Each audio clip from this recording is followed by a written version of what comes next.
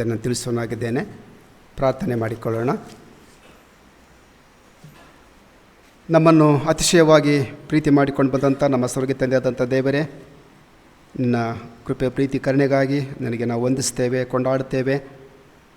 ನಿನ್ನ ಮಕ್ಕಳಾಗಿ ರಕ್ಷಕರೇ, ನನ್ನ ಸನ್ನಿಧಾನದಲ್ಲಿ ನಿನ್ನ ಪರಿಶುದ್ಧಾಲಯದಲ್ಲಿ ನಿನ್ನ ಆರಾಧಿಸ್ತಾ ಸ್ತುತಿಸ್ತಾ ಕಥನೆ ಕೊಂಡಾಡುತ್ತಾ ನಿನ್ನ ಜೀವಳ ವಾಕ್ಯಗಳನ್ನು ಓದಿ ಧ್ಯಾನ ಮಾಡಲಿಕ್ಕೆ ನಾವು ನಿಂತಿರುವಾಗ ನಮ್ಮ ಮಧ್ಯದಲ್ಲಿ ನಿನ್ನ ಪ್ರಸನ್ನತೆಯನ್ನು ನಮಗೆ ದಯಪಾಲಿಸಿಕೊಡು.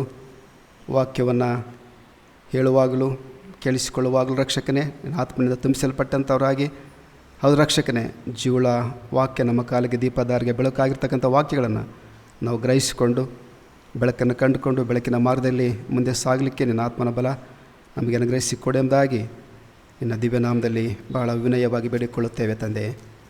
ಆಮೇನ್. ಕ್ರಿಸ್ತನಲ್ಲಿ ಪ್ರಿಯ ದೇವಜನರೇ, ಈ ಸಮಯದಲ್ಲಿ ನಾವು ಆಗಲೇ ಓದಿ ಕೇಳಿಸಿಕೊಂಡಿರುವಂಥ ಒಂದು ದೇವರ ವಾಕ್ಯದ ಕಡೆಗೆ ನಮ್ಮ ಗಮನ ನಾವು ತಿರುಗಿಸೋಣ. ಮತ್ತಾಯನ ಬರೆದ ಸುವಾರ್ತೆ 25ನೇ ಅಧ್ಯಾಯ ಆ ಒಂದು 13ನೇ ಒಂದು ವಚನದಲ್ಲಿ ಹೀಗೆ ಬರೆಯಲ್ಪಟ್ಟಿದೆ. ಮತ್ತಾಯ 25:13ರಲ್ಲಿ, ಆದ ಕಾರಣ ಆ ದಿನವಾದರೂ ಗಳಿಗೆಯಾದರೂ ನಿಮಗೆ ಗೊತ್ತಿಲ್ಲವಾದ್ದರಿಂದ ಎಚ್ಚರವಾಗಿರ್ರಿ ಎಂಬುವಂಥದ್ದು. ಆದ ಕಾರಣ ಆ ದಿನವಾದರೂ ಗಳಿಗೆಯಾದರೂ ನಿಮಗೆ ಗೊತ್ತಿಲ್ಲವಾದ್ದರಿಂದ ಎಚ್ಚರವಾಗಿರ್ರಿ ಎಂಬುವಂಥದ್ದು. ಕ್ರಿಸ್ತನಲ್ಲಿ ಪ್ರಿಯ ಬಂಧುಗಳೇ, ದೇವರ ವಾಕ್ಯ ನಮಗೆ ಹೇಳುವಂಥದ್ದು ದಿನಗಳಿಗೆ ಗೊತ್ತಿಲ್ಲದ್ರಿಂದ ಎಚ್ಚರವಾಗಿರಬೇಕು. ಎಚ್ಚರಗೊಂಡೇಸುವೆ ನಿನ್ನ ನೆಚ್ಚಿ ಸಮಯವ ಕಳೆಯುವೆ ಅಂತ ಹಾಡು ಹಾಡಿದೆವು. ಯಾರು ಎಚ್ಚರಗೊಳ್ಳಿಲ್ಲರಿ, ಎಚ್ಚರಗೊಳ್ಳದೆ ಹಾಡು ಆಡಿಬಿಟ್ರಿ. ನಾವು ಹಾಡು ಹಾಡೋದೆ ಯಾವಾಗೋ ಆಡ್ತೀವಿ ಒಂದು ಸಲ, ಅದಕ್ಕೋಸ್ಕರ ನಮಗೆ ಅದು ಕನ್ಫ್ಯೂಷನ್. ಯಾವಾಗಲೂ ಆಡ್ತಾ ಇರಬೇಕು. ಭಕ್ತರ ವಾಕ್ಯಗಳು ಈ ಹಾಡುಗಳನ್ನು ಬರೆದಿದ್ದಾರಲ್ಲ, ಅವರು ಆತ್ಮನಿಂದ ತುಂಬಿಸಲ್ಪಟ್ಟು ಬರೆದಂಥ ಹಾಡುಗಳು. ಎಷ್ಟು ಒಳ್ಳೆಯ ಹಾಡುಗಳು ಅವು ನಮಗೆ ಹೇಳಲಿಕ್ಕೆ ಬರೋದಿಲ್ಲ ರೀ ಅಂಥ ಹಾಡುಗಳು. ಒಂದು ಹಾಡಿನ ಸಾಲು ನಿಮ್ಗೆ ಹೇಳ್ತೇನೆ ಅಂದರೆ, ಸಾವಿಲ್ಲದವನು ನನಗಾಗಿ ಸತ್ತನು, ಇದರ ಭಾವ ತಿಳಿಯಲಪ್ಪದೆ. ಇದು ದೇವದೂತರು ಕೂಡ ಭಾವಿಸಲಾಗದಂಥ ದೈವ ಪ್ರೇಮದ ಗಾದವೇ. ಇದು ನಿಮ್ಗೆ ಅನ್ನಕ್ಕೆ ಬರ್ತದ್ರೆ ನೀವು ಮಾತಾಡೋಕ್ಕೂ ಕೂಡ ಬರಲ್ಲ, ಪದನೇ ಬರಲ್ಲ ಅವ್ರಿಗೆ. ನಿಮಗೆ ಎಷ್ಟು ಆತ್ಮನಿಂದ ತುಂಬಿಸಿ ಅವರು ಬರೆಯಲ್ಪಟ್ಟಿರೋ ಹಾಡುಗಳು. ಇಂಥ ಹಾಡುಗಳು ಸಾಕಷ್ಟು. ನಾನು ಹಾಡುಗಳನ್ನು ನೋಡುವಾಗ ಭಾಳ ಧ್ಯಾನ ಮಾಡ್ತೇನೆ ಸರ್ತಿ. ಅವರು ಅದರ ಅರ್ಥ ಎಷ್ಟು ಆಳ ಗಂಭೀರ. ಸಾವಿಲ್ಲದ ನಮಗೆ ಸತ್ತಿದ್ದಾನೆ, ಅದರ ಭಾವ ನಾವು ತಿಳಿದಿಲ್ಲ. ದೇವದೂತರು ಕೂಡ ಭಾವಿಸಲಾಗದಂಥ ಆ ದೈವ ಪ್ರೇಮದ ಗಾದವೇ.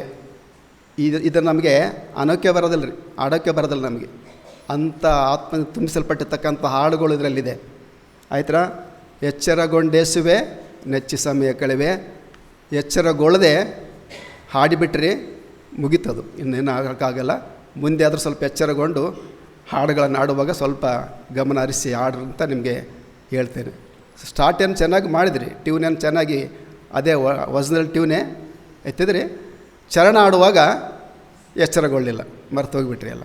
ಅದು ಆಗಬಾರ್ದು ಅಂತ ನನಗೆ ಕೇಳಿಕೊಳ್ತೇನೆ. ದೇವರ ವಾಕ್ಯದಲ್ಲಿ ನಾವು ಸ್ವಲ್ಪ ನೋಡೋಣ. ಇಲ್ಲಿ ಈ ಒಂದು ವಾಕ್ಯನ ಓದಿದ್ದೇವಲ್ಲ, ಈ ವಾಕ್ಯದಲ್ಲಿ ಏನಿದೆ ಅಂದರೆ, ಇಲ್ಲಿ ವಾಕ್ಯದಲ್ಲಿ ಏನಿದೆ, ಓದಿದಂಥ ವಾಕ್ಯದಲ್ಲಿ ಏನಿದೆ? 10 ಮಂದಿ ಕನ್ನಿಕೆಯರ ವಿಷಯದಲ್ಲಿ ಬರೆಯಲ್ಪಟ್ಟಿದೆ ಪ್ರಿಯರೇ. ಕನ್ನಿಕೆಯರ ವಿಷಯದಲ್ಲಿ ನಾವು ನೋಡ್ತಾ ಇದ್ದೇವೆ ಪ್ರಿಯರೇ. ಬುದ್ಧಿ ಇದ್ದಂಥವ್ರು 5 ಜನ, ಇರಲಾರ್ದಂಥ 5 ಜನ. ಈ ಕನ್ನಿಕೆಯರ ಕುರಿತಲ್ಲಿ ಇಲ್ಲಿ ಬರೆಯಲ್ಪಟ್ಟಿದೆ ಪ್ರಿಯರೇ. ಈ ಒಂದು ವಾಕ್ಯವನ್ನು ನಾವು ಆಲೋಚನೆ ಮಾಡುವಾಗ ನೋಡಿ, ಯೇಸು ಸ್ವಾಮಿಯು ತಾನು ಜೀವಿಸಿದ್ದಂಥ ಕಾಲದಲ್ಲಿ, ಆಗಿನ ಕಾಲದಲ್ಲಿ ಇದ್ದಂಥ ಸಂಪ್ರದಾಯಗಳನ್ನು, ಆ ಕಾಲದಿರ್ತಕ್ಕಂಥ ಆ ಸಂಪ್ರದಾಯಗಳನ್ನೇ ಯೇಸು ಸ್ವಾಮಿ ತೆಗೆದುಕೊಂಡು ಆ ಸಂಪ್ರದಾಯಗಳನ್ನು ದೇವರ ರಾಜ್ಯಕ್ಕೆ ಹೋಲಿಸಿ ಬಹಳ ಸರಳವಾಗಿ ಸ್ಪಷ್ಟವಾಗಿ ವಿಷಯ ಜನಗಳಿಗೆ ತಿಳಿಯುವ ಹಾಗೆ ಅದನ್ನು ಸ್ವಾಮಿ ಹೇಳ್ತಾ ಇದ್ದ. ಆಗಿನ ಸಂಪ್ರದಾಯಗಳನ್ನು ತೆಗೆದುಕೊಂಡು ದೇವರ ರಾಜ್ಯಕ್ಕೆ ಅದನ್ನು ಹೋಲಿಸಿ ಮಾತನಾಡ್ತಾ ಇದ್ದ. ಆಗ ಜನಗಳಿಗೆ ಬಹಳ ಅದು ಸರಳವಾಗಿ ಅದು ಅರ್ಥವಾಗುವಂಥ ಸಂಗತಿ ಆಯ್ತು ಎಂಬುದಾಗಿ ನಾವು ನೋಡ್ತಾ ಇದ್ದೇವೆ ಪ್ರಿಯರೇ. ಇಲ್ಲಿ 6ನೇ ವಚನದಲ್ಲಿ ನೋಡುವಾಗ ಇಲ್ಲಿ 6ನೇ ವಚನದಲ್ಲಿ ಹೀಗೆ ಬರೆಯಲ್ಪಟ್ಟಿದೆ, ಆದರೆ ಅರ್ಧರಾತ್ರಿಯಲ್ಲಿಗೋ ಮದಲಿಂಗನು ಅವನನ್ನು ಎದುರುಗೊಳ್ಳುವುದಕ್ಕೆ ಹೊರಡಿರಿ ಎಂಬ ಕೂಗಾಯಿತು ಎಂಬುದಾಗಿ ಬರೆಯಲ್ಪಟ್ಟಿದೆ. ಈ ವಾಕ್ಯವನ್ನು ಓದುವಾಗ ಇದು ಏನಂದರೆ ಇದು ಒಂದು ಮದುವೆಯ ಔತಣದ ಒಂದು ಸಂದರ್ಭವನ್ನು ನಮಗೆ ಜ್ಞಾಪಿಸ್ತದೆ ಪ್ರಿಯರೇ.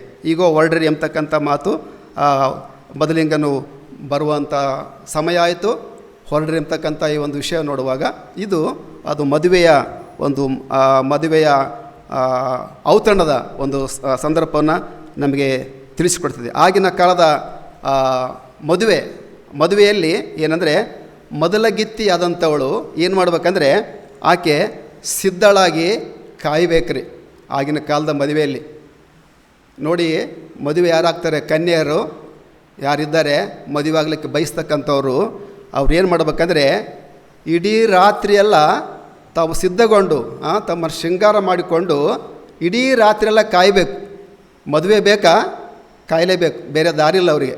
ಇಡೀ ರಾತ್ರಿ ಕಾಯಬೇಕು. ಮೊದಲಿಂಗ ಯಾವಾಗಾದರೂ ಬರ್ಬೋದು, ಅವನು ರಾತ್ರಿ 12 ಗಂಟೆಗಾದರೂ ಬರ್ಬೋದು, 2 ಗಂಟೆಗಾದರೂ ಬರ್ಬೋದು, ಬೆಳಗಿನ ಜಾವದಲ್ಲಿ ಆದರೂ ಕೂಡ ಬರ್ಬೋದು. ಮೊದಲಿಂಗ ಬಂದಾಗ ಈ ಮೊದಲ ಗಿತ್ತಿಯಾದಂಥವಳು ಸಿದ್ಧಗೊಂಡಿರಬೇಕು. ಇದು ಆ ಕಾಲದ ಒಂದು ಮದುವೆಯ ಒಂದು ವಿಷಯ ಪ್ರಿಯರೇ. ಸಿದ್ಧರಾಗಿಲ್ಲದೆ ಹೋದರೆ ಮುಗೀತು.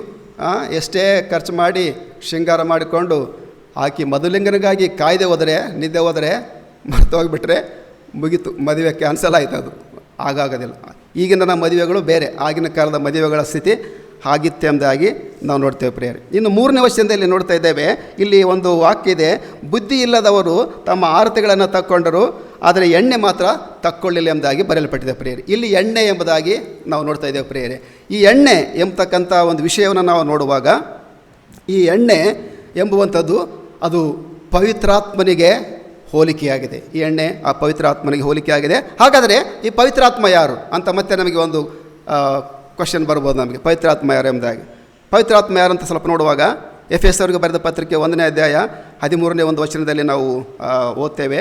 ಎಫೆಸ್ 1:13ರಲ್ಲಿ ನಾವು ಓದ್ತೇವೆ ಅಂದರೆ, ನಿಮ್ಮ ರಕ್ಷಣೆಯ ವಿಷಯವಾದ ಸುವಾರ್ತೆ ಎಂಬ ಸತ್ಯವಾಕ್ಯವನ್ನು ಕೇಳಿ ಕ್ರಿಸ್ತನಲ್ಲಿ ನಂಬಿಕೆ ಇಟ್ಟವರಾದ ನೀವು ಸಹ ವಾಗ್ದಾನ ಮಾಡಲ್ಪಟ್ಟ ಪವಿತ್ರಾತ್ಮನೆಂಬ ಮುದ್ರೆಯನ್ನು ನೀವು ಹೊಂದುತ್ತೀರಿ ಎಂಬುದಾಗಿ ಅಲ್ಲಿ ಬರೆಯಲ್ಪಟ್ಟಿದೆ. ಎಫೆಸ್ 1:13ರಲ್ಲಿ ಪ್ರಿಯರೇ. ಅಂದರೆ ರಕ್ಷಣೆಯ ವಿಷಯವಾದಂಥ ಸುವಾರ್ತೆ ಎಂಬುವಂಥ ಸತ್ಯವಾಕ್ಯವನ್ನು ನೀವು ಕೇಳಿ ಕ್ರಿಸ್ತನಲ್ಲಿ ನಂಬಿಕೆಯನ್ನು ನೀವು ಇಟ್ಟರೆ ನಿಮಗೆ ಏನಂದರೆ ವಾಗ್ದಾನ ಮಾಡಲ್ಪಟ್ಟಂಥ ಪವಿತ್ರಾತ್ಮ ನಿಮ್ಮಲ್ಲಿ ವಾಸ ಮಾಡ್ತಾನೆ, ನಿಮ್ಮಲ್ಲಿ ಬರ್ತಾನೆ. ಯಾವಾಗ ರಕ್ಷಣೆ ಎಂಬತಕ್ಕಂಥ ವಿಷಯ ಸುವಾರ್ತೆಯನ್ನು ಕೇಳಿ ನಂಬಿಕೆ ಇಟ್ಟಾಗ ಆ ವಾಗ್ದಾನದ ಪವಿತ್ರಾತ್ಮ ನಿಮ್ಮೊಳಗೆ ಬಂದು ನಮ್ಮೊಳಗೆ ಬಂದು ವಾಸ ಮಾಡ್ತದೆ ಎಂಬುದಾಗಿ ನೋಡ್ತೇವೆ. ಯೋಹಾನ ಬರೆದ ಸುವಾರ್ತೆ 3ನೇ ಅಧ್ಯಾಯ 36ನೇ ವಚನದಲ್ಲಿ ಏನು ಬರ್ತೀವಿ ಸ್ವಲ್ಪ ನೋಡೋಣ. ಜಾನ್ ಚಾಪ್ಟರ್ 3:36 ಏನು ಹೇಳ್ತದೆ?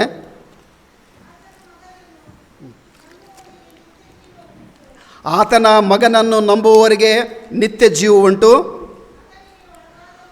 ಮಗನಿಗೆ ಒಳಗಾಗದವನು ಜೀವವನ್ನು ಕಾಣುವುದೇ ಇಲ್ಲ ಎಂಬುದಾಗಿ ಬರೆಯಲ್ಪಟ್ಟಿದೆ. ಹಾಗಾದರೆ ಆತನ ಮಗನು ಅಂದರೆ ಯೇಸು ಕ್ರಿಸ್ತನನ್ನು ನಂಬುವವನಿಗೆ ನಿತ್ಯ ಜೀವ,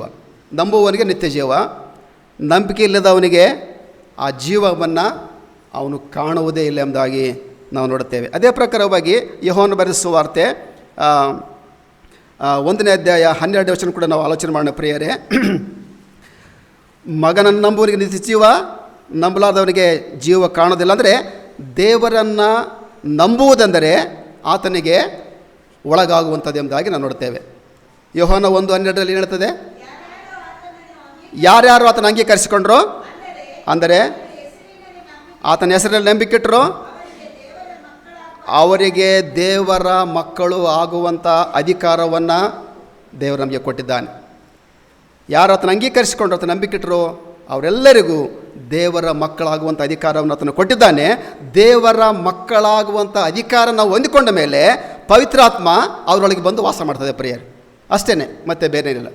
ದೇವರ ಮಕ್ಕಳಾಗಿ ನಾವು ನಂಬಿ ಅಂಗೀಕರಿಸಿ ಆತನ ಒಪ್ಪಿಕೊಂಡಾಗ ಆ ಪವಿತ್ರಾತ್ಮ ನಮ್ಮೊಳಗೆ ಅದು ಬರುವಂಥದ್ದಾಗಿದೆ. 3 ಹೆಜ್ಜೆಗಳನ್ನು ನಾವು ಇಡಬೇಕ್ರಿ.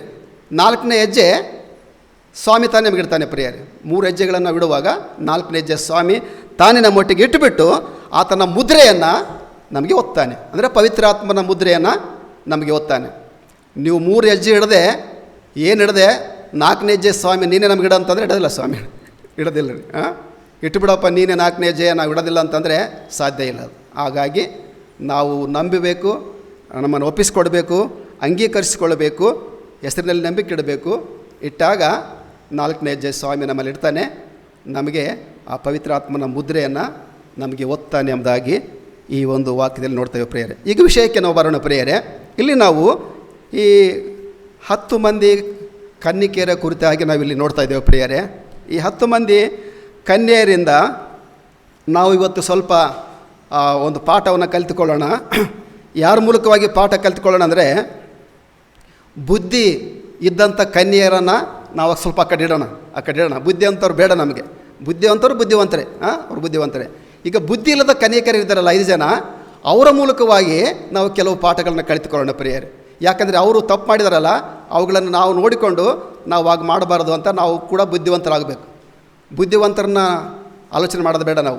ಬುದ್ಧಿಹೀನರನ್ನು ಕನ್ಯೆಯನ್ನು ಆಲೋಚನೆ ಮಾಡಿಕೊಳ್ಳುತ್ತಾ ನಾವು ಸ್ವಲ್ಪ ಅವರ ಮೂಲಕವಾಗಿ ಕೆಲವು ಪಾಠಗಳನ್ನು ನಾವು ಕಲಿತುಕೊಳ್ಳೋಣ ಪ್ರಿಯರೇ. ಈ ಬುದ್ಧಿಹೀನ ಅಂತ ಕನ್ಯೆಯರು ಎಂಬುದಾಗಿ ಇಲ್ಲಿ ಬರೆಯಲ್ಪಟ್ಟಿದೆಯಲ್ಲ, ಈ ಬುದ್ಧಿಹೀನ ಕನ್ಯೆಯರು ನಿಜವಾಗಲೂ ಬುದ್ಧಿಹೀನರಲ್ಲರಿ. ಇವ್ರನ್ನ ಬುದ್ಧಿವಂತರೇ. ಆ ಬುದ್ಧಿವಂತರಕ್ಕಿಂತ ಹೆಚ್ಚು ಬುದ್ಧಿ ಇವರಿಗಿದೆ. ಆದರೆ ಅವರು ಮಾಡಿಕೊಂಡಿರ್ತಕ್ಕಂಥ ಎಡವಟ್ಟುಗಳ ಮೂಲಕವಾಗಿ ಬುದ್ಧಿಹೀನರೆಂಬರಾಗಿ ಅವರು ಕರೆಸಿಕೊಂಡಿದ್ದಾರೆ. ಹಾಗಾದರೆ ಅವರು ಏನು ಮಾಡಿದ್ದಾರೆ, ಅವು ಎಡವಟ್ಟುಗಳು ಸ್ವಲ್ಪ ನಾವು ನೋಡಿಬಿಟ್ಟು ನಾವು ಸಹ ನಮ್ಮ ಪಾಠಗಳನ್ನು ನಮ್ಮ ಜೀವಿತದಲ್ಲಿ ಸ್ವಲ್ಪ ಕಲಿತುಕೊಳ್ಳೋಣ ಪ್ರಿಯರು. ಮೊದಲದಾಗಿ ಈ ಬುದ್ಧಿ ಇಲ್ಲದ ಕನ್ಯಕರ ಮೂಲಕವಾಗಿ ಪಾಠ ಕಲಿತುಕೊಳ್ಳೋಣ. ಮೊದಲದಾಗಿ ನಾವು ನೋಡೋಣ, ಈ ಬುದ್ಧಿ ಇಲ್ಲದಂಥ ಕನ್ಯೆಯರಲ್ಲಿ ಏನಿತ್ತು, ಎಂಥ ಗುಣಗಳಿದ್ದು ಅಂತ ಸ್ವಲ್ಪ ನಾವು ಆಲೋಚನೆ ಮಾಡಿಕೊಳ್ಳೋಣ ಪ್ರಿಯರೇ.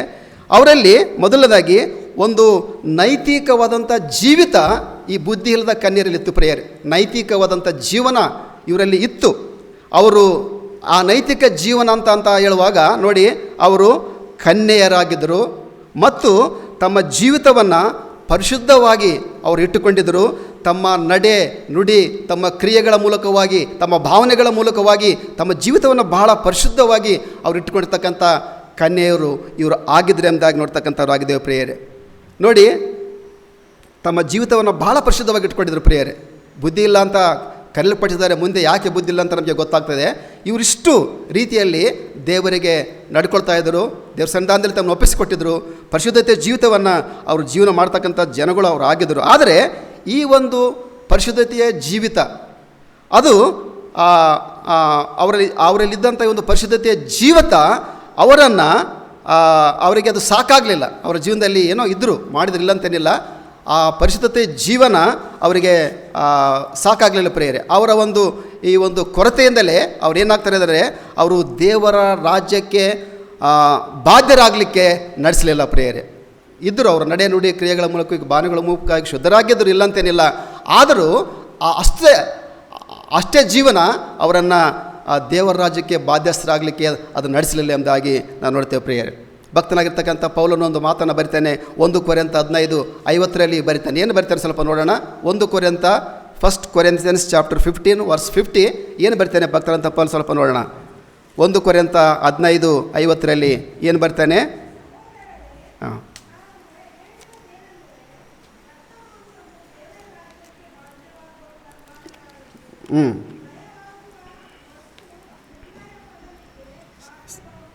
ಸಾಕಮ್ಮ ನೋಡ್ತೇವೆ.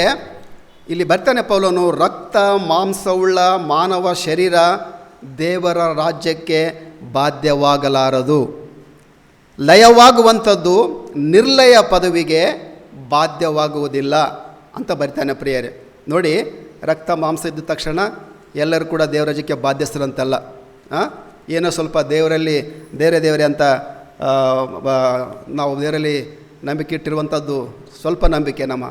ಆ ನಂಬಿಕೆ ನಮಗೆ ಒಂದು ವೇಳೆ ದೇವರ ರಾಜ್ಯಕ್ಕೆ ನಡೆಸಲಿಕ್ಕೆ ಸಾಧ್ಯವಾಗಲಾರದು. ಆದ್ದರಿಂದ ನಾವು ಸಂಪೂರ್ಣವಾಗಿ ಯೇಸು ಕ್ರಿಸ್ತನು ರಕ್ಷಕನೆಂಬುದಾಗಿ ಒಪ್ಪಿ ಅರಿಕೆ ಮಾಡಿ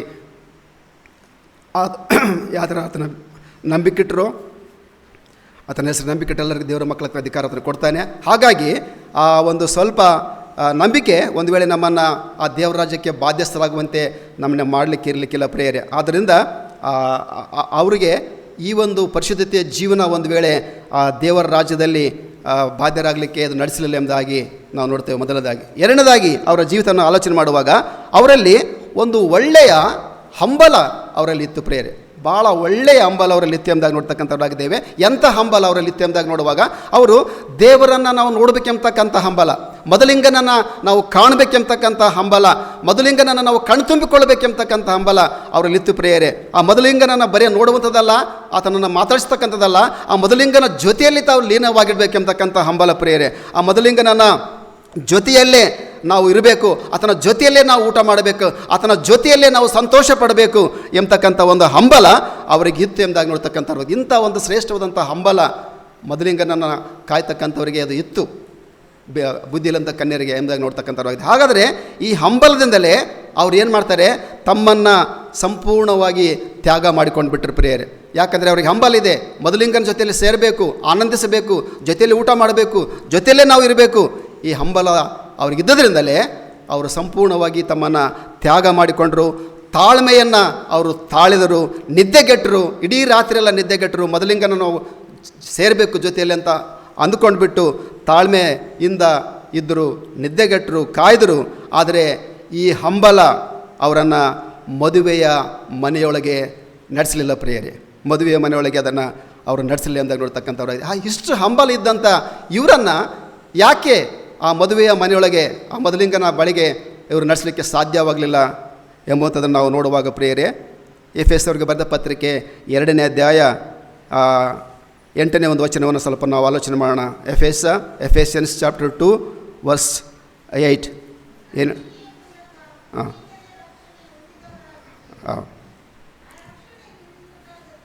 ಹೌದು ಹೌದು, ರಕ್ಷಣೆ ನಿಮ್ಮಿಂದ ಉಂಟಾದ ದೇವರು ಅವರ ಎಂಬುದಾಗಿ ನೋಡ್ತಕ್ಕಂಥವ್ರು ಆಗಿದ್ದೇವೆ. ಅಂದರೆ ಸುಕೃತ್ಯಗಳ ಮೂಲಕವಾಗಿ ನಮಗೆ ಪ್ರವೇಶ ಇಲ್ಲ, ನಮ್ಮ ಕೃತ್ಯಗಳ ಮೂಲಕವಾಗಿ ಪ್ರವೇಶ ಇಲ್ಲ.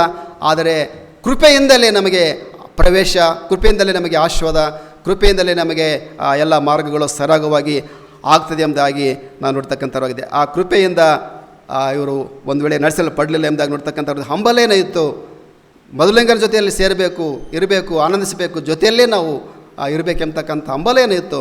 ಆದರೆ ಆ ಹಂಬಲ ಅವರನ್ನು ಆ ಮದುವೆಯ ಮನೆಯೊಳಗೆ ಮೊದಲಿಂಗನ ಜೊತೆಯಲ್ಲಿರಲಿಕ್ಕೆ ಅದನ್ನು ನಡೆಸಲಿಲ್ಲ ಎಂಬುದಾಗಿ ನಾವು ನೋಡ್ತಕ್ಕಂಥವ್ರು ಆಗಿದ್ದೇವೆ ಪ್ರಿಯರೇ. ಅವರು ಕಾಯ್ದರು, ಎಲ್ಲ ಮಾಡಿದರು ಪ್ರಿಯರೇ. ರಾತ್ರಿಯೆಲ್ಲ ನಿದ್ದೆಗೆಟ್ಟು ಕಾಯ್ದರು ಪ್ರಿಯರೇ. ಹಳ್ಳಿಗಳಲ್ಲಿ ಕೆಲವು ಎಂಗೇಜ್ಮೆಂಟ್ಗಳು ಆಗ್ತಾವ್ರಿ. ನಿಮಗೆ ಗೊತ್ತಿರ್ಬೋದು, ನಾನಂತೂ ಭಾಳ ಅನುಭವಿಸಿದ್ದೀನಿ ಎಂಗೇಜ್ಮೆಂಟ್ ಆಗ್ತಕ್ಕಂಥದ್ದು. ರಾತ್ರಿಯಲ್ಲಿ ಏನು ಮಾಡ್ತಾರೆ ಎಂಗೇಜ್ಮೆಂಟ್ ಅಂದರೆ ಹಳ್ಳಿಗಳಲ್ಲಿ ಅದು ಟೈಮ್ ಇಲ್ಲರಿ, ಅದಕ್ಕೆ ಟೈಮೇ ಇಲ್ಲ ಎಂಗೇಜ್ಮೆಂಟಿಗೆ. ಆ ಹಳ್ಳಿಯಿಂದ ಇನ್ನೊಂದು ಹಳ್ಳಿಗೆ ನಾವು ಹೋಗ್ಬೇಕಲ್ಲಿ, ಹೋಗಿಬಿಟ್ಟು ಹುಡುಗಿಯ ಮನೆಯಲ್ಲಿ ಕಾಯಬೇಕು. ಎಂಗೇಜ್ಮೆಂಟ್ ಹುಡುಗಿ ಮನೆಯಲ್ಲಿ ಆಗ್ತದಲ್ಲ, ಹುಡುಗನ ಕಡೆಯವರೆಲ್ಲ ಹೋಗ್ಬೇಕು. ನಾನು ಒಂದು ಹಳ್ಳಿಯಲ್ಲಿ ಸಭಾಪಾಲಕನಾಗಿ ಸೇವೆ ಮಾಡ್ತಾಯಿದ್ದೆ. ನಾನು ಇನ್ನೂ BD ಪದವಿಗೆ ಹೋಗೋದಕ್ಕಿಂತ ಮೊದಲು ಒಂದು ಹಳ್ಳಿಯಲ್ಲಿ ಕೆಲಸ ಮಾಡ್ತಾಯಿದ್ದೆ ಪ್ರಿಯರೇ. ಅಲ್ಲಿ ಈ ಹಳ್ಳಿಯಲ್ಲಿ ಎಂಗೇಜ್ಮೆಂಟ್ಗಳು ಅಂತಂದರೆ ಭಾಳ ತಲೆನೋವಾಗ್ತಾಯಿತ್ತು ನನಗೆ. ಇಡೀ ರಾತ್ರಿಯೆಲ್ಲ ಇರೋದು ಎಂಗೇಜ್ಮೆಂಟ್ ಅಂದರೆ, ಸ್ವಲ್ಪ ಅಲ್ಲ, 8 ಗಂಟೆ 9 ಗಂಟೆಗೆ ಮುಗಿಯಂಥದ್ದಲ್ಲ. ಅಲ್ಲಿ ಹೋಗಿ ಹಳ್ಳಿಯ ಹೊರಗಡೆ ಹುಡುಗಿದು ಊರೇನಿರ್ತದಲ್ಲ, ಅಲ್ಲಿ ಹುಡುಗ ಕರ್ಕೊಂಡು ಹೋಗಿ ಎಲ್ಲ ನೆಂಟರೆಲ್ಲ ಹೋಗಿ ಊರು ಹೊರಗಡೆ ಕೂತ್ಕೊಳ್ಬೇಕು. ಹೋಗಿಬಿಟ್ಟು ಊರು ಒಳಗಡೆ ಹೋಗೋಷ್ಟಿಲ್ಲ, ಊರು ಒಳಗಡೆ ಕೂತ್ಕೊಂಡ್ಮೇಲೆ ಕಾಯ್ಬೇಕು ಅವ್ರನ್ನ. ಅವರು ಬಂದು ಹುಡುಗಿ ಕಡೆ ಬಂದು ಇವ್ರನ್ನ ಕರ್ಕೊಂಡು ಹೋಗ್ಬೇಕು, ಅವ್ರನ್ನ ಅಲ್ಲಿವರೆಗೆ ಕಾಯ್ಬೇಕು. ಅವ್ರು ಯಾವಾಗ ಬರೋದಂದರೆ ರಾತ್ರಿ 8 ಗಂಟೆಗೆ ಅವ್ರು ಬರೋರು ಕರ್ಕೊಂಡು ಹೋಗ್ಲಿಕ್ಕೆ. 8 ಗಂಟೆವರೆಗೆ ನಾವು ಊರೊಳಗೆ ಕೂತ್ಕೊಳ್ಬೇಕು, ಒಳಗೊಳಗೆ ಹೋಗೋಷ್ಟಿಲ್ಲ. ಕೂತ್ಕೊಂಡ್ಬಿಟ್ಟು 8 ಗಂಟೆಗೆ ಬಂದು ಅವರು ಮತ್ತೆ ಒಂದು ಬ್ಯಾಂಡ್ಗಿಂಟ್ ತಗೊಂಬರ್ತಾರೆ. ಹಲಿಗೆಗಳು ಬ್ಯಾಂಡ್ಗಳು ತಗೊಂಬಂದು ಊರೊಳಗಿದ್ದಂಥ ಈ ಬೀಗರನ್ನೆಲ್ಲ ಕರ್ಕೊಂಡು ಮೆರವಣಿಗೆ ಮಾಡಿ ಊರೊಳಗಡೆ ಕರ್ಕೊಂಡು ಹೋಗ್ತಾರೆ. ಜೋರಾಗಿ ಮೆರವಣಿಗೆ ಮಾಡ್ಕೊಂಡು ಹೊಡ್ಕೊಂಡು ಕರ್ಕೊಂಡು ಹೋಗ್ತಾರೆ. ಅಲ್ಲಿಗೆ ಹೋಗಿ ಅವ್ರ ಮನೆಗೆ ಮುಟ್ಟೋಷ್ಟೊತ್ತಿಗೆ ಒಂದು 10 ಗಂಟೆ ಆಗ್ತದೆ ರೀ. 10 ಗಂಟೆ ಆದಮೇಲೆ ಅಲ್ಲಿ ಹೋಗಿ ಅವರಿಗೆ ಸ್ವಲ್ಪ ಟೀ ಕೊಡ್ತಾರೆ. ಆ ಟೈಮಲ್ಲಿ ಟೀ ಕೊಟ್ಟ ಮೇಲೆ ಶುರು ಮಾಡ್ತಾರೆ, ಭಜನೆ ಶುರು ಮಾಡಬೇಕು. ಇವಾಗ ಎಂಗೇಜ್ಮೆಂಟ್ಗೋಸ್ಕರ ಭಜನೆ ಶುರು ಆಗುವಾಗ ಸುಮಾರು ಒಂದು 11 ಗಂಟೆ ಆಗ್ತದೆ ರೀ ಭಜನೆ ಶುರುವಾಗೋಷ್ಟೊತ್ತಿಗೆ. ಆ ಭಜನೆ ಹೆಂಗೆ ಮಾಡ್ತಾರೆ ಅಂದರೆ ಭಯಂಕರ ತಬಲಾ ಢೋಲಕ್ಕಿ ಎಲ್ಲ ಬಾರಿಸ್ಕೊಂಡು ಅದು ಹೊಡಿತಾರೆ. ಅಂದರೆ ಸ್ವೆಟ್ಟಿಂಗ್ ಆಗಬೇಕು ಅವ್ರ ಮೈಯೆಲ್ಲ, ಸ್ವೆಟ್ಟಿಂಗ್ ಆಗಿ ಶರ್ಟು ಬನೀನು ಎಲ್ಲ ತೊಯ್ದು ಅಲ್ಲಿವರೆಗೆ ಭಜನೆ ಮಾಡ್ತಾರೆ. ಆ ಭಜನೆ ಮಾಡೋಷ್ಟೊತ್ತಿಗೆ 2 ಗಂಟೆ ಆಗ್ತದೆ ರೀ. 2 ಗಂಟೆ ಆಗಿ ಅವ್ರಿಗೆ ಸ್ವೆಟ್ಟಿಂಗ್ ಆಗಿ ನೀರು ಬಿಡುವಾಗ ಆವಾಗ ನಮಗೆ ಹೇಳ್ತಾರೆ, ಅಯ್ಯರೇ ಮಾಡಿರಿ ಮುಂದಿನ ಕಾರ್ಯಕ್ರಮ ಏನು ಮಾಡ್ತೀರಿ ಮಾಡಿರಿ ಅಂತ 2 ಗಂಟೆಗೆ ನಮ್ಮ ಕೈಯಾಗಿ ಕೊಡ್ತಾರೆ. ಅವಾಗ ನಮಗೆ ಅದು ನಿದ್ದೆ ಒಂದು ಬಂದಿರ್ತದೆ, ಹಸಿವು ಬೇರೆ, ನಿದ್ದೆ ಬೇರೆ, ಏನಿಲ್ಲ. 2 ಗಂಟೆಗೆ ನೀವು ಕಾರ್ಯಕ್ರಮ ಶುರು ಮಾಡಿರಿ, ಪ್ರಸಂಗ ಮಾಡಿರಿ, ಏನು ಮಾಡ್ತೀರಿ ಮಾಡಿರಿ. ನಾನು ಅದು ನಿದ್ದೆಗಣ್ಣಲ್ಲಿ ಹೇಗೋ ಮಾಡಿ ಸ್ವಲ್ಪ ಬೇರೆ ಒಂದು 10-15 ನಿಮಿಷದಲ್ಲಿ ಮುಗಿಸಿಬಿಡೋಣಪ್ಪ ಅಂತ ಒಂದು ಅರ್ಧ ಗಂಟೆದಲ್ಲಿ ಮುಗಿಸಿಬಿಟ್ರೆ, ಅದು ಪ್ರೇಯರ್ ಮುಗಿದ ಮೇಲೆ ಮತ್ತೆ ಎಂಗೇಜ್ಮೆಂಟು ಆಗುವಾಗ ಅದಾದಮೇಲೆ ಅಲ್ಲೇ ಮಾತುಕತೆ ಶುರು ಮಾಡ್ತಾರೆ. ಗಂಡಿಗೆ ಏನು ಕೊಡಬೇಕು, ಹೆಣ್ಣಿಗೆ ಏನು ಕೊಡಬೇಕಂತ ಮಾತುಕತೆ ಶುರುವಾಗ್ತದೆ. ಆವಾಗ ರಾತ್ರಿ 2:30-3 ಗಂಟೆ ಆಗಿರ್ತದೆ. ಆವಾಗ ಮಾತುಕತೆ ಶುರುವಾಗ್ತದೆ. ಮಾತುಕತೆ ಶುರುವಾಗಿ ಒಂದು ವೇಳೆ ಇಬ್ಬರಿಗೆ ಒಪ್ಪಿಗೆ ಆದರೆ ಗಂಡು ಕೊಡೋಂಥದ್ದು ಹೆಣ್ಣಿಗೆ ಒಪ್ಪಿಗೆ ಆದರೆ, ಹೆಣ್ಣು ಕೊಡೋದು ಗಂಡಿಗೆ ಒಪ್ಪಿಗೆ ಆದರೆ ಸರಿ. ಒಂದು ವೇಳೆ ಏನಾದರೂ ಒಪ್ಪಿಗೆ ಆಗದೆ ಹೋದರೆ ಆ ರಾತ್ರಿಯಲ್ಲಿ 3 ಗಂಟೆ ಸುಮಾರು ಒಪ್ಪಿಗೆ ಆಗದೆ ಹೋದರೆ, ಒಪ್ಪಿಗೆ ಆದರೆ ಪರವಾಗಿಲ್ಲ, 4 ಗಂಟೆಗೆ ಊಟ ಮಾಡ್ಬೋದು. ನಾವು ಕೋಳಿ ಕೂಗು ಹೊತ್ತಿನಾಗ ಊಟ ಮಾಡ್ಬೋದು. ಅದು ಒಪ್ಪಿಗೆ ಒಂದು ವೇಳೆ ಆಗದೆ ಹೋದರೆ ಆ ರಾತ್ರಿ ವೇಳೆಯಲ್ಲೇ ಊಟ ಇಲ್ಲ, ನೀರಿಲ್ಲರಿ, ಮಾತು ಮುಗಿಲಿಲ್ಲಲ್ಲ, ಎದ್ದು ನಮ್ಮೂರಿಗೆ ನಾವು ಹೋಗಿಬಿಡ್ಬೇಕು ಅಷ್ಟೇ. ಅದೇ ರಾತ್ರಿಯಲ್ಲಿ ಹೋಗ್ಬೇಕು. ಅಲ್ಲಿ ಇರೋಷ್ಟು ಇಲ್ಲ, ರಾತ್ರಿ ಆ ಮನೇಲಿ ಇರೋಷ್ಟು ಇಲ್ಲ, ಆ ಊರಲ್ಲಿ ಇರೋಷ್ಟು ಇಲ್ಲ, ಊಟ ಮಾಡೋಷ್ಟಿಲ್ಲ, ನೀರು ಕುಡಿಯೋಷ್ಟಿಲ್ಲ. ಅವ್ರು ಕೊಡೋಂಗಿಲ್ಲ, ಇವ್ರು ಕುಡಿಯೋಂಗೂ ಇಲ್ಲ. ಎದ್ದು ರಾತ್ರಿಯಲ್ಲಿ ಹೋಗ್ಬೇಕು. 2 ಸಲ ಇಂಥ ಘಟನೆ ಆಗಿದೆ ಪ್ರಿಯರೇ, 2 ಸಲ. ಅದೇ ರಾತ್ರಿಯಲ್ಲಿ 3-4 ಗಂಟೆಗೆ ಎದ್ದು ಬಂದು ದಾರಿಗೆ ಸುಂಕ ಇಲ್ಲ ಅಂತೇಳಿ ನಡ್ಕೊಂಡು ಮತ್ತೆ ನಮ್ಮ ಊರಿಗೆ ನಾವು ಹೋಗ್ಬಿಟ್ಟಿವಿ ಪ್ರಿಯರೇ. ಇಂಥ ಕತೆಗಳು, ಎಂಗೇಜ್ಮೆಂಟ್ ಕತೆಗಳು ಅಂದರೆ ಈಗಾಗ್ತದೆ. ಕಾಯಬೇಕು. ಇಲ್ಲಿ ಕೂಡ ಈ ಬುದ್ಧಿಲಂತ ಕನ್ಯೆಯರು ಕಾಯ್ತಾರೆ, ಭಾಳ ತಾಳ್ಮೆಯಿಂದ ಕಾಯ್ತಾರೆ, ಹಂಬಲದಿಂದ ಕಾಯ್ತಾರೆ, ಎಲ್ಲ ಕಾಯ್ತಾರೆ. ಆದರೆ ಈ ಹಂಬಲ ಅವರನ್ನು ಮದುವೆಯ ಮನೆಯೊಳಗೆ ನಡೆಸಲಿಲ್ಲ ಪ್ರಿಯರೇ. ಮೊದಲಿಂಗನ ಕಾಣುವಂಥ ಭಾಗ್ಯಕ್ಕೆ ಇವರನ್ನು ನಡೆಸಲಿಲ್ಲ ಎಂಬುದಾಗಿ ನೋಡ್ತಕ್ಕಂಥವ್ರಾಗಿದ್ದೇವೆ ಪ್ರಿಯರೇ. ಇನ್ನು 3ನೇದಾಗಿ ಅವರು ಆಲೋಚನೆ ಮಾಡೋಣ, ಇವರಲ್ಲಿರ್ತಕ್ಕಂಥ ಇನ್ನೊಂದು ಗುಣಗಳನ್ನು ಆಲೋಚನೆ ಮಾಡೋಣ ಪ್ರಿಯರೇ. ಇವರು ಅಲಕ್ಷ್ಯ ಭಾವದ ಒಂದು ಬುದ್ಧಿಹೀನತೆ ಇವರಲ್ಲಿ ಇತ್ತು ಎಂಬುದಾಗಿ ನೋಡ್ತಕ್ಕಂಥವ್ರಾಗಿದೆ. ಇವರು ಬುದ್ಧಿಹೀನರಲ್ರಿ, ಬುದ್ಧಿವಂತರೇ ಪ್ರಿಯರೇ, ಬುದ್ಧಿವಂತರೇ ಇವರು. ಆದರೆ ಅಲಕ್ಷ್ಯ ಭಾವದ ಒಂದು ಬುದ್ಧಿಹೀನತೆ ಇವರಲ್ಲಿ ಉಂಟಾಯಿತು ಎಂಬುದಾಗಿ ನೋಡ್ತಕ್ಕಂಥವ್ರಾಗಿದ್ದೇವೆ.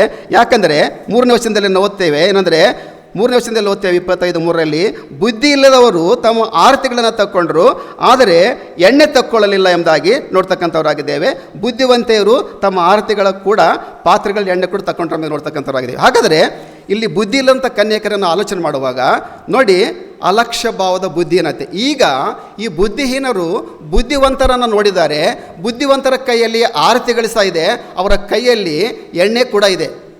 ಅವರು ಎಣ್ಣೆ ಕೂಡ ತಗೊಂಡಿದ್ದಾರೆ, ಆರತಿ ಇದೆ, ಇಲ್ಲಿ ಎಣ್ಣೆ ಇದೆ. ಹಾಗಾದರೆ ಬುದ್ಧಿ ಇಲ್ಲದಂಥ ಕನ್ಯರು ಅವ್ರಿರ್ತಕ್ಕಂಥ ಆರತಿಗಳನ್ನು ನೋಡ್ತಾ ಇದ್ದಾರೆ, ಅವ್ರಲ್ಲಿ ಇರ್ತಕ್ಕಂಥ ಆ ಎಣ್ಣೆಯಲ್ಲಿ ಕೂಡ ಅವ್ರು ನೋಡ್ತಾ ಇದ್ದಾರೆ. ಹಾಗಾದರೆ ಇವ್ರು ಅಂದ್ಕೊಳ್ತಾ ಇದ್ದಾರೆ, ಅವ್ರು ಎಣ್ಣೆ ತಗೊಂಡಿರಲ್ಲ, ನಾವು ಎಣ್ಣೆ ತಗೊಳ್ಳಿಲ್ಲ ಅಂತ ಹೋಗಿ ಸಮಯ ಇತ್ತು, ಅವ್ರಿಗೆ ಇನ್ನೂ ಸಮಯ ಇತ್ತು, ಇನ್ನು ಮೊದಲಿಂಗರು ಬಂದಿಲ್ಲ, ಸಿದ್ಧಗೊಳ್ತಾ ಇದ್ದಾರೆ.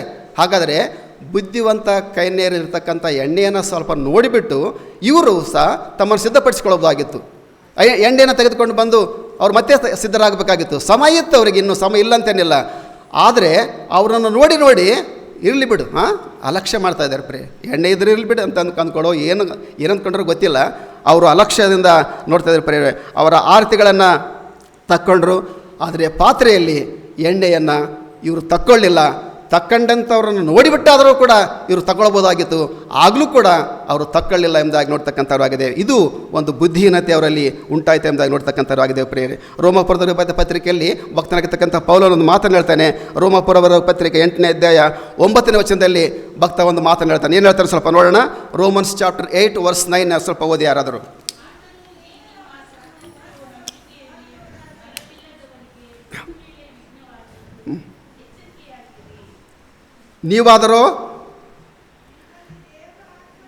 ನೀವಾದರೋ ನಿಮ್ಮಲ್ಲಿ ದೇವರ ಆತ್ಮನು ವಾಸವಾಗಿರುವುದಾದರೆ ಶರೀರ ಭಾವಧೀನರಲ್ಲ, ದೇವರ ಆತ್ಮನಿಗೆ ಅಧೀನರಾಗಿದ್ದೀರಿ.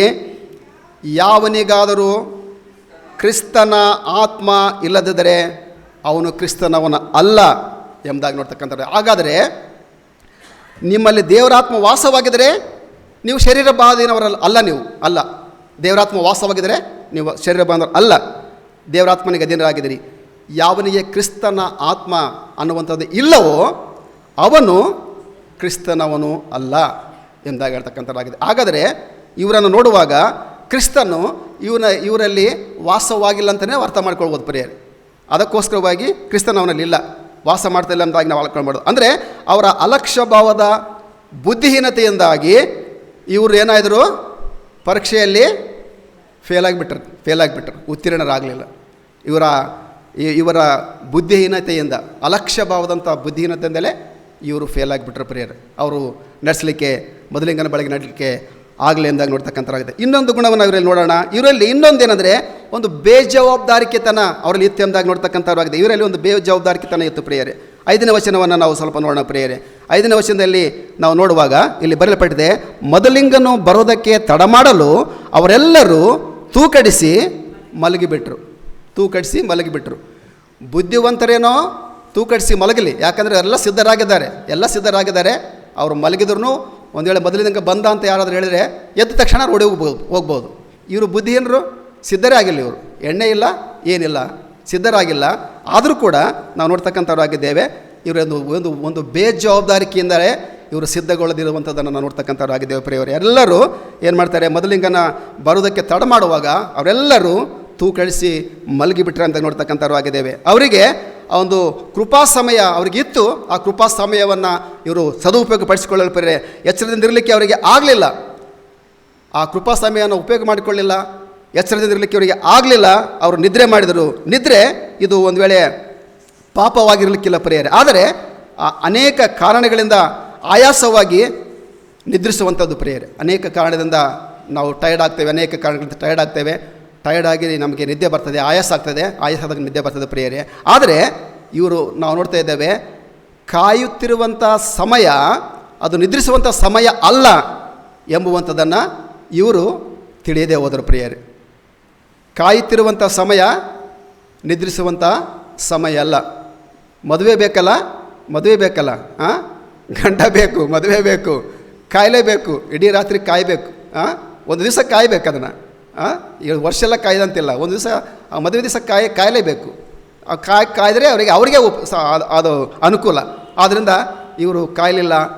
ಅವರು ತಮ್ಮ ಒಂದು ಆಯಾಸದಿಂದ ನಿದ್ರೆ ಹೋಗಿಬಿಟ್ರೆ ಎಂದಾಗಿ ನಾವು ನೋಡ್ತಕ್ಕಂಥವ್ರಾಗಿದ್ದೇವೆ ಪ್ರಿಯರೇ. ನಾವು ಮುಂದೆ ನೋಡ್ತಾ ಇದ್ದೇವೆ. ಇನ್ನೊಂದು ಅವರ ಗುಣದಲ್ಲಿ ನೋಡುವಾಗ ಅವರು ತವಕದಿಂದ ಮರೆ ಇಡ್ತಾ ಇದ್ದಾರೆ. ಈಗ ನಿದ್ರೆ ಹೋದರು. ಮೊದಲಿಂಗನು ಬಂದುಬಿಟ್ಟ. ಎಲ್ಲರೂ ಆಯಸ್ಸಿಂದ ನಿದ್ದೆ ಹೋಗ್ತಕ್ಕಂಥವ್ರು ಬಂದಾಗ ನಾವು ನೋಡ್ತಕ್ಕಂಥವ್ರಾಗಿದ್ದೇವೆ. 8ನೇ ವಚನದಲ್ಲಿ ನಾವು ನೋಡ್ತೇವೆ, ಇಲ್ಲಿ ಬರೆಯಲ್ಪಟ್ಟಿದೆ ಅಂದರೆ, ಹಾಗೆ ಬುದ್ಧಿ ಇಲ್ಲದವರು ಬುದ್ಧಿವಂತರಿಗೆ, ಯಾವಾಗ ಮೊದಲಿಂಗನು ಬಂದಾಗ, ಬುದ್ಧಿವಂತರಿಗೆ ನಿಮ್ಮ ಎಣ್ಣೆಯಲ್ಲಿ ನಮಗೆ ಸ್ವಲ್ಪ ಕೊಡಿರಿ, ನಮ್ಮ ಆರತಿಗಳು ಆರಿ ಹೋಗುತ್ತವೆ ಎಂಬುದಾಗಿ ಹೇಳಿದರು. ಅದಕ್ಕೆ ಆ ಬುದ್ಧಿವಂತೆಯರು, ನಿಮಗೆ ಕೊಟ್ಟರೆ ನಿಮಗೂ ಕೂಡ ಸಾಲದೆ ಹೋದಿತ್ತು, ನೀವು ಮಾರುವವರ ಬಳಿಗೆ ಹೋಗಿ ಕೊಂಡುಕೊಂಡ್ರೆ ಒಳ್ಳೆಯದಪ್ಪ. ಈಗ ಇವರಿಗೆ ಬುದ್ಧಿ ಬಂತು.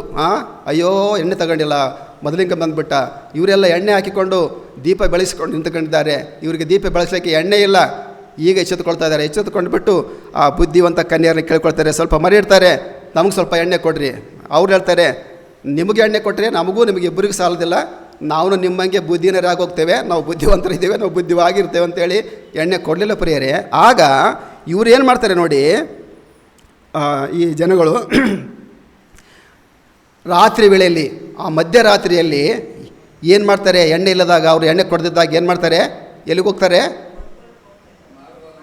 ಮಾರುವವರ ಮನೆಗೆ ಓಡಿ ಹೋಗ್ತಾರೆ ರೀ.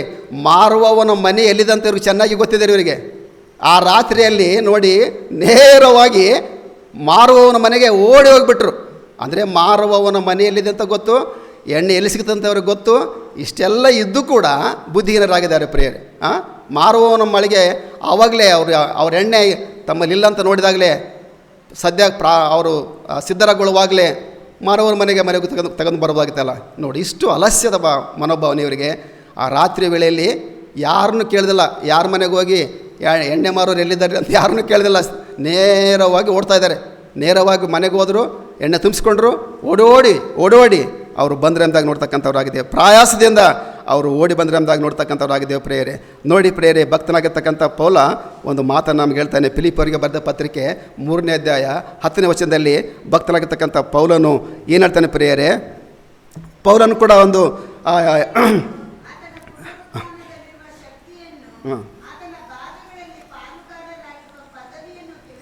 ತಿಳ್ಕೊಂಡು ಆತನ ಮರಣದ ವಿಷಯದಲ್ಲಿ ಆತನಿಗೆ ಸ್ವರೂಪನಾಗಬೇಕೆಂಬುದೇ ನನ್ನ ಕುತೂಹಲವಾಗಿದೆ, ನನ್ನ ತೌಕವಾಗಿದೆ, ನನ್ನ ಮರೆಯಾಗಿದೆ ಅಂತ ಹೇಳ್ತಾನೆ ಪ್ರಿಯ. ಭಕ್ತನಾಗಿರ್ತಕ್ಕಂಥ ಪೌಲನ ಒಂದು ಮರೆ ಇತ್ತು ಪ್ರಿಯರೇ. ನೋಡಿ, ಇವರ ಮರೆ ಏನಾಗಿತ್ತು? ಎಣ್ಣೆ ಕೊಡ್ರಿ, ಸ್ವಲ್ಪ ಎಣ್ಣೆ ಕೊಡ್ರಿ ನಮಗೆ ಅಂತ ಮರೆ ಇಡುವಂಥದ್ದಾಗಿತ್ತು. ಅದು ಭಕ್ತನಾಗಿರ್ತಕ್ಕಂಥ ಪೌಲನ ಒಂದು ಮರೆ. ಆ ಭಕ್ತನಾಗಿರ್ತಕ್ಕಂಥ ಒಂದು ಪೌಲನ ವಿಷಯವನ್ನು ಆಲೋಚನೆ ಮಾಡುವಾಗ ಪ್ರಿಯರೇ, ಅವನ ಕುತೂಹಲ ಏನಾಗಿತ್ತು ಎಂಬುದಾಗಿ ನೋಡುವಾಗ ಆತನನ್ನು, ಆತನ ಪುನರುತ್ಥಾನದಲ್ಲಿರುವ ಶಕ್ತಿಯನ್ನು, ಆತನ ಬಾಧೆಗಳಲ್ಲಿ ಪಾಲುಗಾರರಾಗುವಂಥ ಪದವಿಯನ್ನು ನಾನು ತಿಳಿದುಕೊಂಡಿದ್ದೇನೆ, ಎಲ್ಲ ತಿಳಿದುಕೊಂಡಿದ್ದೇನೆ. ಆತನ ಶ್ರಮೆ, ನೋವು, ಎಲ್ಲ ಬಾಧೆಗಳನ್ನು ತಿಳಿದುಕೊಂಡಿದ್ದೇನೆ. ಅದಕ್ಕೋಸ್ಕರವಾಗಿ ಆತನ ಒಂದು ಪದವಿಯನ್ನು ತಿಳಿದುಕೊಂಡು ಆತನ ಮರಣದ ವಿಷಯದಲ್ಲಿ ಆತನಿಗೆ ಸ್ವರೂಪನಾಗಬೇಕೆಂಬುದಕ್ಕಂಥದ್ದೇ ನನ್ನ ಕುತೂಹಲ, ನನ್ನ ಮೊರೆ ಎಂಬುದಾಗಿ ಹೇಳ್ತಾ ಇದ್ದೇನೆ ಪ್ರಿಯರೇ. ಹಾಗಾದರೆ ಪುನರುತ್ಥಾನಗೊಳ್ತಕ್ಕಂಥ ಕ್ರಿಸ್ತನಲ್ಲೇ ನಾನು ಒಂದಾಗಬೇಕೆಂಬತಕ್ಕಂಥದ್ದನ್ನು ಆ ವಿಷಯವನ್ನು ಆತನ ಸ್ವರೂಪಕ್ಕೆ ಆಗಬೇಕೆಂಬತಕ್ಕಂಥ ಆ ವಿಷಯವನ್ನು ಭಕ್ತನಾಗಿರ್ತಕ್ಕಂಥ ಪೌಲನ ಒಂದು ಮರೆಯಾಗಿರೋದ್ರಿಂದ ಆತನು ಅದನ್ನು ಪಡೆದುಕೊಳ್ತಾನೆ ಪ್ರಿಯರೇ. ಹಾಗಾದರೆ ಇಲ್ಲಿ ಮರೆಯಿಟ್ಟಿರ್ತಕ್ಕಂಥ ಈ ಸ್ತ್ರೀಯರು ನೋಡಿ, ಅಲಸ್ಯ ಭಾವದಿಂದ ಈ ರೀತಿಯಲ್ಲಿ ತಮ್ಮನ್ನು ತಾವು ಮೊದಲಿಂಗನನ್ನು ಕಾಣ್ತಕ್ಕಂಥ ಆ ಸೌಭಾಗ್ಯಕ್ಕೆ ನಡೆಸಲ್ಪಡದೆ ಉಳ್ಕೊಂಡ್ರೆ ಎಂಬುದಾಗಿ ನೋಡ್ತಕ್ಕಂಥವ್ರು ಆಗಿದ್ದೇವೆ ಪ್ರಿಯರೇ. ಇನ್ನು ಮುಂದೆ ಅವ್ರದನ್ನು ಆಲೋಚನೆ ಮಾಡೋಕೆ ಪ್ರಿಯರೇ, 10ನೇ ವಚನದಲ್ಲಿ ಕೂಡ ನಾವು ಒಂದು ವಿಷಯವನ್ನು ನೋಡ್ತೇವೆ ಪ್ರಿಯರೇ. 10ನೇ ವಚನದಲ್ಲಿ ಬರೆಯಲ್ಪಟ್ಟಿದ್ದೇನೆ ಅಂದರೆ, ಅವರು ಕೊಂಡುಕೊಳ್ಳಲಿಕ್ಕೆ ಹೋದಾಗ ಮೊದಲಿಂಗನು ಬಂದನು, ಸಿದ್ಧವಾಗಿದ್ದವರು ಅವನ ಸಂಗಡ ಮದುವೆಯ ಮನೆಯೊಳಕ್ಕೆ ಹೋದರು, ಬಾಗಿಲು ಮುಚ್ಚಲಾಯಿತು ಎಂಬುದಾಗಿ ನೋಡ್ತಕ್ಕಂಥವ್ರಾಗಿದ್ದೇವೆ ಪ್ರಿಯರೇ.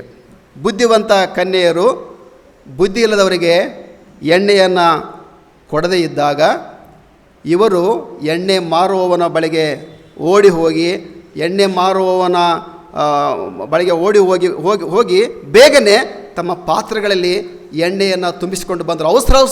ಅವಸರವಾಗಿ ಹೋಗಿ ಎಣ್ಣೆಯನ್ನು ತುಂಬಿಸಿಕೊಂಡು ಬಂದರು. ಬಹಳ ಪ್ರಯಾಸದಿಂದ ಓಡಿ ಹೋಗಿ ತಮ್ಮ ಆರತಿಗಳಲ್ಲಿ ಎಣ್ಣೆಗಳನ್ನು ತುಂಬಿಸಿಕೊಂಡು ಬಂದರು ಪ್ರಿಯರೇ. ಆದರೆ ಇವರು ಪಟ್ಟಂಥ ಆ ಪ್ರಯಾಸ ಅವರಿಗೆ ಒಂದು ಒಳ್ಳೆಯ ಒಂದು ಪ್ರಯಾಸ ಅವರಿಗೆ ಮೊದಲಿಂಗನ ಮನೆಯೊಳಕ್ಕೆ ಪ್ರವೇಶ ದೊರಕಲಿಲ್ಲ. ಏನೋ ಪ್ರಯಾಸ ಪಟ್ಟರು, ಬಹಳ ಆತರದಿಂದ ಪ್ರಯಾಸದಿಂದ ಓಡಿ ಹೋಗಿ ಆದಷ್ಟು ಬೇಗನೆ ನಾವು ಕೂಡ ಮೊದಲಿಂಗನ ಮನೆಗೆ ಸೇರಿಕೊಳ್ಳಬೇಕೆಂಬುದಾಗಿ ಓಡಿ ಹೋದರು. ಅವರ ಪಟ್ಟಂಥ ಪ್ರಯಾಸ, ಅವರ ಪಟ್ಟಂಥ ಶ್ರಮೆ, ಆ ಮಧ್ಯರಾತ್ರಿಯಲ್ಲಿ ಪಟ್ಟಂಥ ಶ್ರಮೆ ಅವರನ್ನು ಮದುವೆಯ ಮನೆಯೊಳಗೆ ಪ್ರವೇಶ ಆಗಲಿಕ್ಕೆ ಬಿಡಲಿಲ್ಲ ಪ್ರಿಯರೇ, ಆಗಲಿಲ್ಲ ಎಂಬುದಾಗಿ ನೋಡ್ತೇವೆ ಪ್ರಿಯರೇ. ಇನ್ನೊಂದು 11ನೇ ವಚನದಲ್ಲಿ ನಾವು ನೋಡ್ತೇವೆ ಪ್ರಿಯರೇ. 11ನೇ ವಚನದಲ್ಲಿ ನೋಡ್ತೇವೆ, ತರುವಾಯ ಉಳಿದ ಕನ್ಯರು ಸಹ ಬಂದು ಸ್ವಾಮಿ ಸ್ವಾಮಿ ನಮಗೆ ತೆರೆಯಿರಿ ಅಂದರು. ಆತನು, ನಿಮ್ಮನ್ನು ನಾನು ಅರಿಯನೆಂಬುದಾಗಿ ನಿಮಗೆ ನಾನು ಸತ್ಯವಾಗಿ ಹೇಳುತ್ತೇನೆ, ನಾನು ನಿಮ್ಮನ್ನು ಅರಿಯ ಎಂಬುದಾಗಿ ನಾನು ಸತ್ಯವಾಗಿ ನಾನು ನಿಮಗೆ ಹೇಳುತ್ತೇನೆ. ಆದ ಕಾರಣ ಆ ದಿನವಾದರೂ ಗಳಿಗೆಯಾದರೂ ನಿಮಗೆ ಗೊತ್ತಿಲ್ಲವಾದ್ದರಿಂದ ಎಚ್ಚರವಾಗಿರಿ ಪ್ರಿಯರೇ. ನೋಡಿ, ಇವರು ಭಯಂಕರವಾದಂಥ ನಿರಾಶೆಯನ್ನು ನಾವಿಲ್ಲಿ ನೋಡ್ತಾ ಇದ್ದೇವೆ. ಈ ಬುದ್ಧಿ ಇಲ್ಲದ ಕನ್ಯಕರಲ್ಲಿ ಭಯಂಕರವಾದಂಥ ನಿರಾಶೆ, ಜೀವನದಲ್ಲಿ ಎಂದೂ ಕಂಡಿರದಂಥ ಒಂದು ನಿರಾಶೆಯನ್ನು ಈ ದಿವಸದಲ್ಲಿ ಅವರು ಕಾಣ್ತಾ ಇದ್ದಾರೆ ಪ್ರಿಯರೇ.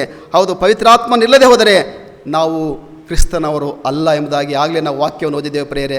ಪವಿತ್ರಾತ್ಮನ ಇಲ್ಲದೆ ಹೋದರೆ ನಾವು ಕ್ರಿಸ್ತನವರಲ್ಲ ಎಂಬುದಾಗಿ ನೋಡ್ತಕ್ಕಂಥವ್ರು. ಹಾಗಾದರೆ ನಾವು ಕ್ರಿಸ್ತನವರು. 1 ಯೋಹಾನ 5:12 ಏನು ಹೇಳ್ತದೆ ಪ್ರಿಯರೇ? 1 ಜಾನ್ ಚಾಪ್ಟರ್ 5 ವರ್ಸ್ 12 ಏನು ಹೇಳ್ತದೆ?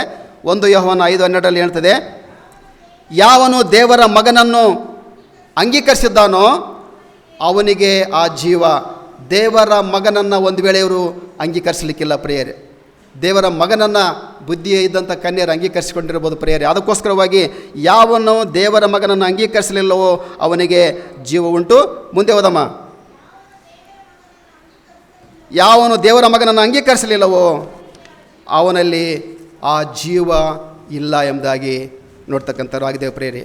ಈ ಕೃಪಾ ಸೌಭಾಗ್ಯದಿಂದ ಇವರು ವಂಚಿತರಾಗಿಬಿಟ್ರು ಪ್ರಿಯರೇ. ಬುದ್ಧಿವಂತ ಕನ್ಯರು ವಂಚಿತರಾಗಿಬಿಟ್ರು ಪ್ರಿಯರೇ. ಹೌದು, ನಾವು ಕ್ರಿಸ್ತನನ್ನು ಅಂಗೀಕರಿಸಿಕೊಳ್ಳುವಾಗ ಪವಿತ್ರಾತ್ಮನು ನಮ್ಮೊಳಗೆ ಬಂದು ನಮ್ಮಲ್ಲಿ ವಾಸ ಮಾಡಿ ಆ ಮೊದಲಿಂಗನ ಬಳಿಗೆ ನಮ್ಮನ್ನು ನಡೆಸುವಂಥದ್ದಾಗಿದೆ. ಕ್ರಿಸ್ತನನ್ನು ಅಂಗೀಕರಿಸಿಕೊಂಡು ಯಾರು ಆತನ ನಂಬಿಕೆ ಇಟ್ಟರು, ಆತನ ಹೆಸರಲ್ಲಿ ನಂಬಿಕೆ ಇಟ್ಟರು ಅವರೆಲ್ಲರಿಗೆ ದೇವರ ಮಕ್ಕಳಾಗತಕ್ಕಂಥ ಅಧಿಕಾರ ಕೊಟ್ಟಿದ್ದಾನೆ. ದೇವರ ಮಕ್ಕಳಾಗತಕ್ಕ ಅಧಿಕಾರ ಹೊಂದಿಕೊಳ್ಳುವಾಗ ಪವಿತ್ರಾತ್ಮ ನಮ್ಮಲ್ಲಿ ವಾಸ ಮಾಡ್ತಾನೆ. ಆ ಪವಿತ್ರಾತ್ಮ ನಮ್ಮನ್ನು ಆ ದೇವರ ಬಳಿಗೆ, ಆ ನಿಜ ಮೊದಲಿಂಗನಾಗಿರ್ತಕ್ಕಂಥ ದೇವರ ಬಳಿಗೆ ನಮ್ಮನ್ನು ನಡೆಸಲಿಕ್ಕೆ ಅದು ಶಕ್ತ ಆಗ್ತದೆ ಎಂಬತಕ್ಕಂಥ ಸತ್ಯವನ್ನು ನಾವೆಂದಿಗೂ ಕೂಡ ಮರೆದಿರೋಣ ಪ್ರಿಯರೇ. ಇಲ್ಲಿ ಬುದ್ಧಿ ಇಲ್ಲದ ಕನ್ನಿಕೆಯರ ಜೀವನವನ್ನು ನಾವು ನೋಡ್ತಾ ಇದ್ದೇವೆ ಪ್ರಿಯರೇ. ಬುದ್ಧಿ ಇಲ್ಲದಂಥ ಕನ್ನಿಕೆಯರ ಜೀವನವನ್ನು ನಾವು ಆಲೋಚನೆ ಮಾಡುವಾಗ ನಾವು ಇಂದು ನಮ್ಮ ನಿಜ ಮೊದಲಿಂಗನಾಗಿರುವಂಥ ಆ ಯೇಸು ಕ್ರಿಸ್ತನನ್ನು ಆತನ 2ನೆಯ ಬರೋಣದಲ್ಲಿ ಆತನನ್ನು ಸಂಧಿಸಲಿಕ್ಕೆ ನಾವು ಎಷ್ಟರ ಮಟ್ಟಿಗೆ ನಮ್ಮನ್ನು ನಾವು ಸಿದ್ಧ ಮಾಡಿಕೊಂಡಿದ್ದೇವೆ ಎಂಬುದಾಗಿ ಆಲೋಚನೆ ಮಾಡಬೇಕು ಪ್ರಿಯರೇ.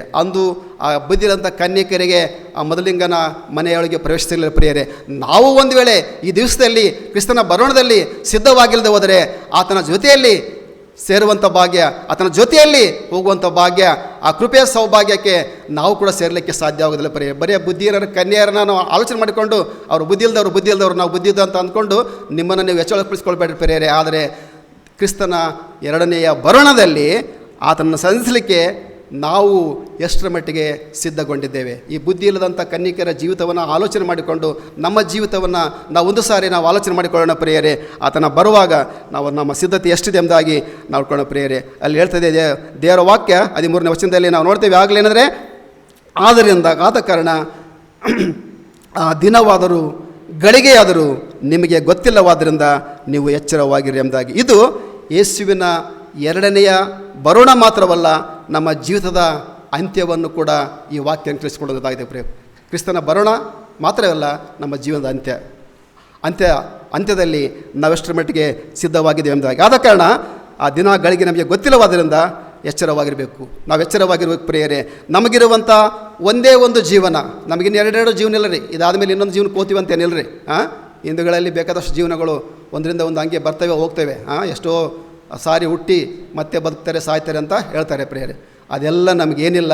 ನಮಗಿರುವಂಥದ್ದು ಒಂದೇ ಒಂದು ಜೀವನ, ಅದು ಬೇಗನೆ ಗತಿಸಿ ಹೋಗ್ತದೆ, ಬೇಗನೆ ನಮ್ಮ ಅಂತ್ಯ ಬರ್ತದೆ, ಬೇಗನೆ ಗತಿಸಿ ಹೋಗ್ತದೆ, ಮರಣ ಬರ್ತದೆ. ನಾವು ಎಚ್ಚರಗೊಳ್ಳದೆ ಹೋದರೆ, ಇಲ್ಲವೇ ನಾವು ಸಿದ್ಧರಾಗದೆ ನಾವು ಒಂದು ವೇಳೆ ಹೋದರೆ ನಮ್ಮ ಜೀವನದ ಅಂತ್ಯಕಾಲದಲ್ಲಿ ನಾವು ಆ ಮೊದಲಿಂಗನನ್ನು ಸಂಧಿಸುವಂಥ ಅಥವಾ ಆತನನ್ನು ಕಾಣುವಂಥ ಮತ್ತು ಆತನ ಜೊತೆಯಲ್ಲಿ ನಾವು ಸೇರುವಂಥ ಕೃಪೆಯನ್ನು ಕಳೆದುಕೊಂಡು ಬಿಡ್ತೇವೆ ಪ್ರಿಯರೇ, ಕಳೆದುಕೊಂಡು ಬಿಡ್ತೇವೆ. ಬುದ್ಧಿಯಿಲ್ಲದ ಕನ್ಯಕರಾಗಿಯೇ ನಾವು ಕೂಡ ಅದನ್ನು ಕಳೆದುಕೊಂಡು ಬಿಡ್ತೇವೆ ಪ್ರಿಯರೇ. ಅದಕ್ಕೋಸ್ಕರವಾಗಿ ಭಕ್ತನಾಗಿರ್ತಕ್ಕಂಥ ಪೌಲನು ಕೊನೆಯದಾಗಿ ಒಂದು ಬಹಳ ಶ್ರೇಷ್ಠವಾದಂಥ ಒಂದು ಮಾತನ್ನು ನಮಗೆ ಹೇಳ್ತೇನೆ. ಫಿಲಿಪ್ಪರಿಗೆ ಬರೆದ ಪತ್ರಿಕೆ 3ನೇ ಅಧ್ಯಾಯ 13-14 ಒಂದು ವಾಕ್ಯವನ್ನು ಓದೋಣ ಪ್ರಿಯರೇ. ಫಿಲಿಪಿಯನ್ಸ್ ಚಾಪ್ಟರ್ 3 ವರ್ಸ್ 13 and 14 ಯಾರಾದರೂ ಓದ್ಬೋದು ಪ್ರಿಯರೇ. ಭಕ್ತನಾಗಿರ್ತಕ್ಕಂಥ ಪೌಲ ನಿಜ ಮೊದಲಿಂಗನಾಗ್ತಕ್ಕಂಥ ಕ್ರಿಸ್ತನ ಕುರಿತಾಗಿ ಒಂದು ವಿಶೇಷವಾದಂಥ ಸಂಗತಿಯನ್ನು ತಿಳಿಸಿಕೊಡ್ತಾನೆ. ಹೌದು, ನಾನಂತೂ ಹಿಡಿದುಕೊಂಡವನೆಂದು ಹೌದು ಎಳಿಸಿಕೊಳ್ಳೋದಿಲ್ಲ, ನಾನು ಹಿಡಿದುಕೊಂಡಂತ ಹೇಳಿಸಿಕೊಳ್ಳೋದಿಲ್ಲ. ಹೌದು, ನಾನು ಹಿಂದಿನ ಸಂಗತಿಗಳನ್ನೆಲ್ಲ ಮರೆತು ಬಿಟ್ಟು ಮುಂದಿನವುಗಳನ್ನು ಹಿಡಿಯುವುದಕ್ಕೆ ಎದೆ ಬಗ್ಗಿದವನಾಗಿ